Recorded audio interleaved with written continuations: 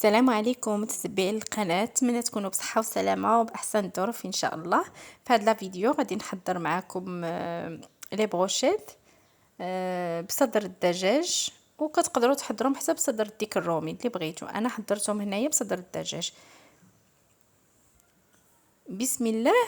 لتحضير هاد لي بروشيت غادي نحتاج هنايا عندي حبه ديال البصله، حبه ديال البصله كبيره هكا وشلطتها رقيقه بزاف، اولا كديروا جوج متوسطات.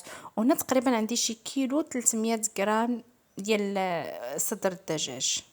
طبيعه الحال غسلناه نظفناه وهذا وكتقطعوه هكذا. صافي غنضيف له هكا الكوزه كنحكها.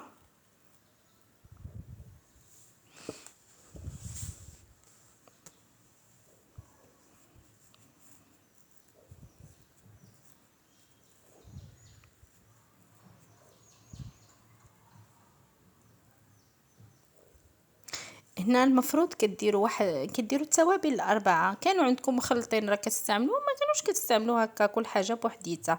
حكيت الكوزه وخديت تقريبا واحد ربيع معلقه ديال معلقه صغيره ديال 4 معالق صغيره ديال القرنفل مدقوق،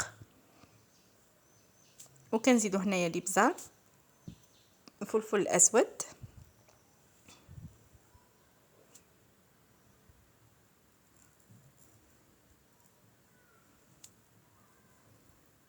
سكينجبير،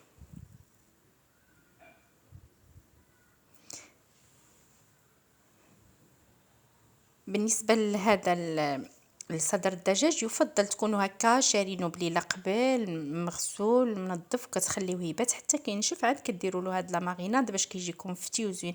ماشي تغسلوه في نفس اليوم وترقدوه في نفس اليوم وطيبوه في نفس اليوم، ما كيكونوش هكا فتي. من الاحسن الدجاج دائما ملي كيبات في الكونجيلاتور اولا في الثلاجه مغسول وكيصبح ناشف، عاد كنطيبوه كيف بغينا كيجي مزيان، كيجي فتي. هنا ضفت القرفه كيف ما كتشوفوا، قرفه مدقوقه،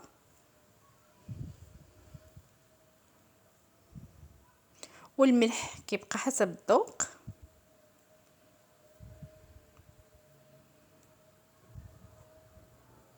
هاد القطبان هادو راه كيجيو رائعين، عرفتي كيجيو فتيين ومذاقهم لذيذ زوين، كيجي واحد الطعم لذيذ.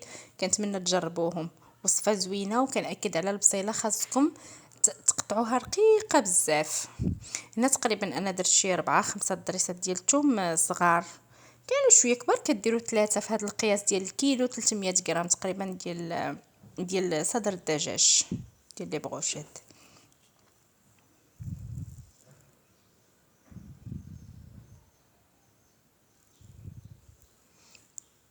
الا كانوا الضريسات ديال الثومه كبار راه حتى جوج هكا، جوج ضريسات راهم كافيين. هنا عندي تقريبا عصير نصف حامضه،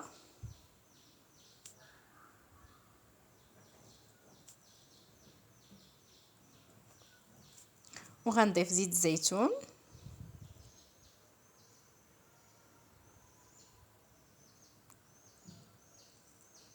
تقريبا 3 المعالق كبار في هذا القياس هذا.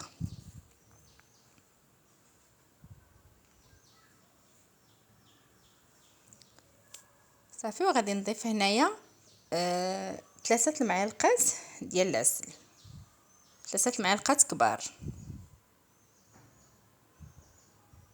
ما تخافوش منه، راه ما كيجيش حلو هكا تقولوا غادي يجي معسل ولا هذا، لا يلا كيجي واحد المذاق زوين فيهم. هاد التتبيله هذه رائعه، كنتمنى تجربوها.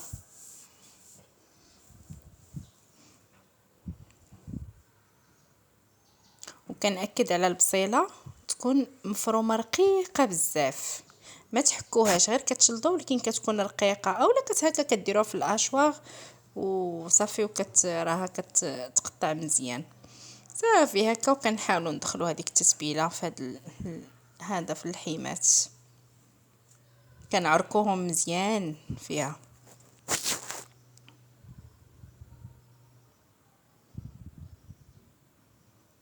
حبيباتي اللي كتشاهدوا الفيديو، ما تنساونيش باللي لايك ديالكم ملي كتفرجوا في لا فيديو قبل ما تكمل قبل ما تكمل حاولوا ما تنساوش لي لايك، واللي ما مشتركش في القناة يشترك فضلا وليس امرا. وهنا كنوريكم انني نسيت شويه ديال الفلفله حمراء حلوه غادي نضيفو.